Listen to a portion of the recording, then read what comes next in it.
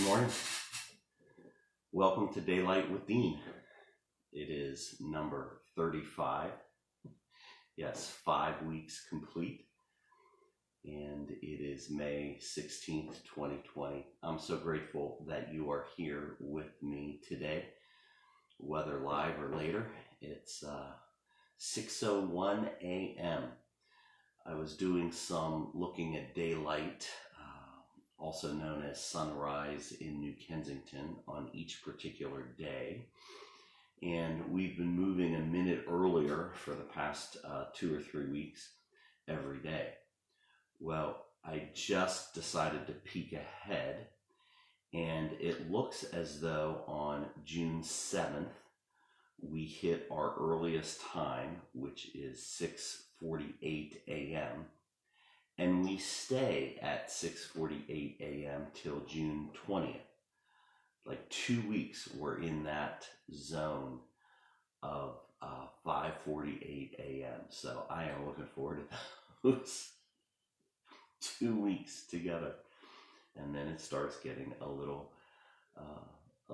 the days start getting a little shorter, and it'll be fun.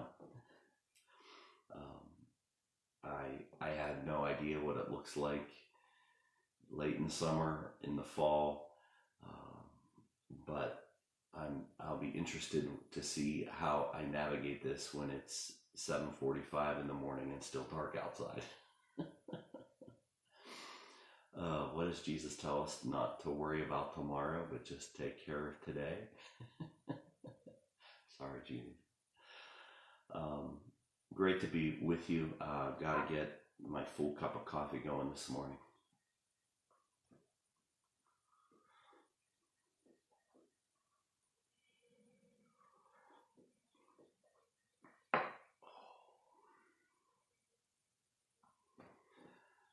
There we go.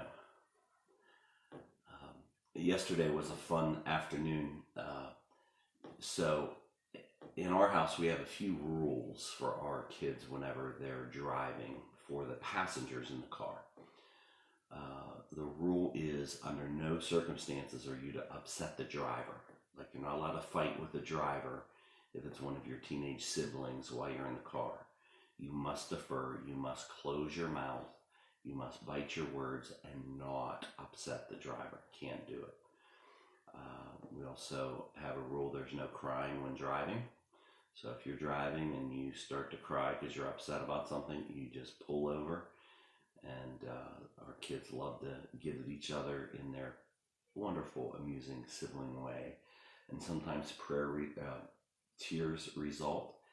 And so we have just a couple very important rules. Now, a rule that we've always had since we've been driving, since we've been married, is the driver gets to choose the radio station or what music is being listened to. That has matured over the years, and often when Leslie and I are in the car and I'm driving, she's in charge of the radio, but that's a topic for another day. So they got home from work Thursday, and Alex pulled me aside. He's like, "Dad, you got to talk to Abby. You got to tell her to leave me alone when I'm driving, not to get on me, to stop riding me, not to give me a hard time about my driving, just let it go." And I said, "Okay, I'll do that." And I also remind her the rule about the radio: who's driving gets to choose the music. And he got a big smile because he likes music, as we know, that is not as popular with the rest of our family. So they came home yesterday at 3:30, and I'm like, "Oh, I wonder how the ride home went." They came in, they were so excited, they were giddy, they were tickled pink, and after 3 days they got paid, and they were just loving life. They were so excited, and it was more than they thought it was going to be, and so they were even more excited, and they wanted to figure out how they could cash their check right away, and Alex wanted to go up to Walmart and spend it right away. So I in all the excitement, I said, "Well, guys, tell me, is how did the ride home go? Was there any conflict on the ride home? And Abby took her paycheck and started waving. She's like, Dad, on Fridays when we get paid, there's no worries whatsoever.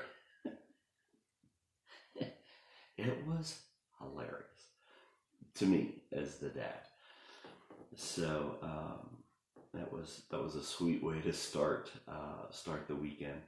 We also watched episode 4 together of The Chosen, the online and on YouTube. Really awesomely done portrayal of the life of Christ in his early ministry. It's a lot of fun. There's a lot of backstory, a lot of context that they create to make the story just feel very applicable and alive. It's really, really good. And so we started watching it about 6 weeks ago, but between finals and homework and all this different stuff, it really is hard to find an hour in an evening that we can all sit in front of the TV together. It's not hard to find. It's hard to get them to make that a priority. But we did episode 4 last night. We have 4 more episodes to go, and really enjoying that. One thing I haven't talked about is answered prayer. You know, we volley all of these prayers up to God. We communicate with Him. We listen and quiet our hearts and listen for His leading and prompting and sense of what He's communicating to us. It's been a rewarding conversation for me. Thank you. But the one thing we haven't really talked about is answered prayer. You know, do we just get these prayers launched, and the only benefit being just what it changes in our hearts and our spirits, and nothing ever really happens? Or does God answer prayer? And I'm a firm believer that both take place. That when we invite God into a situation, His active presence calms and gives hope and helps us, but He also gives attention to what we're bringing to Him. And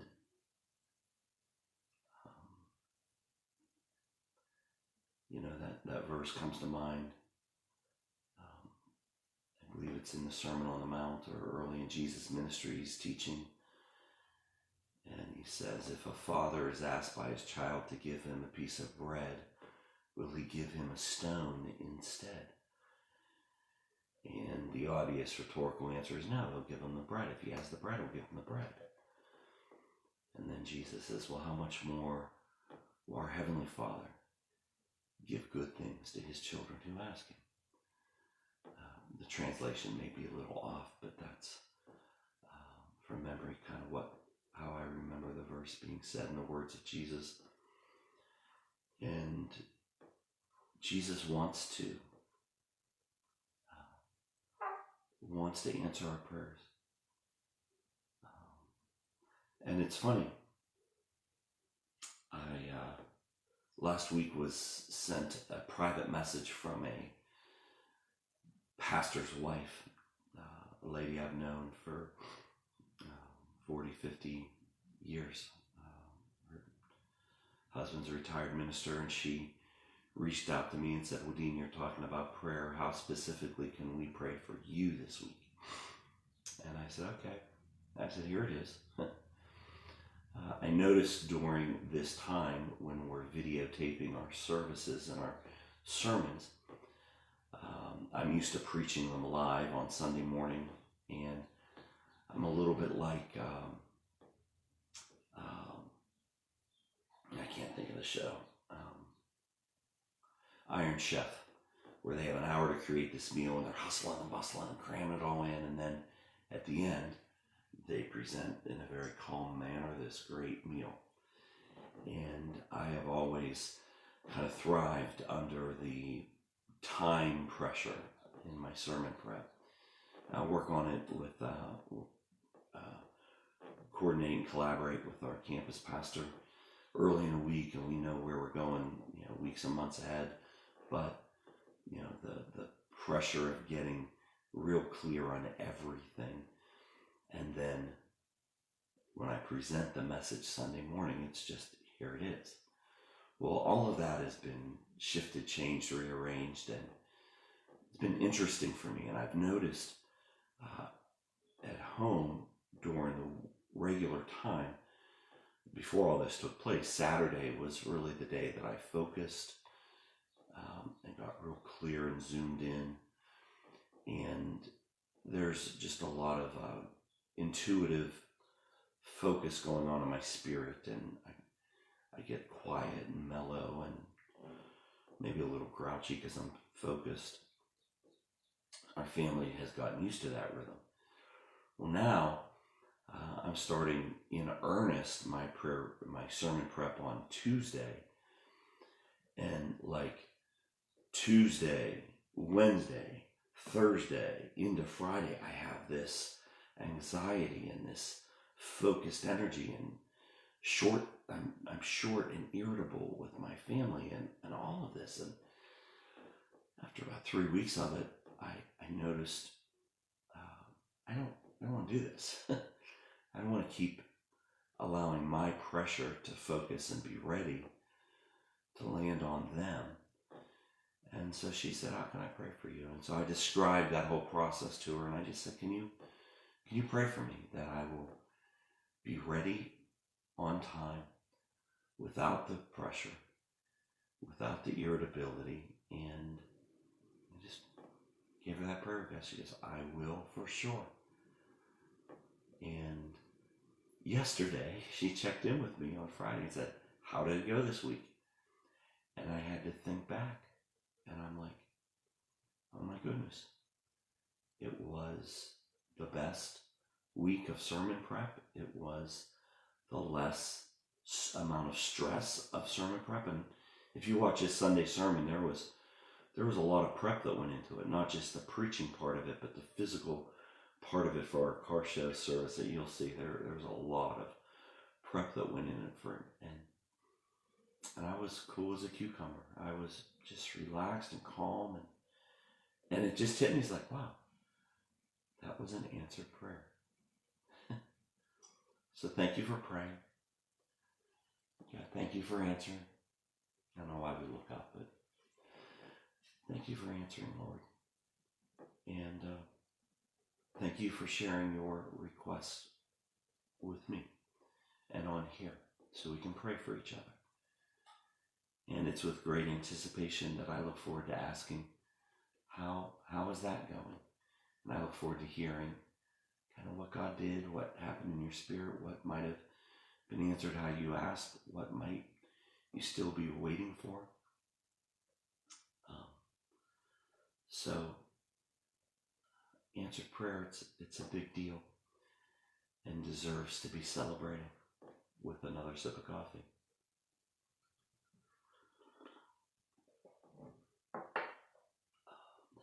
That's just so good. So one other thing you all can pray for me about, and maybe you're experiencing this, I don't know, but with the amount of time that we've been in the stay-at-home order in Pennsylvania, that coming to an end and moving into the next phase, which none of us are exactly sure what it means or looks like. I'm a project collector.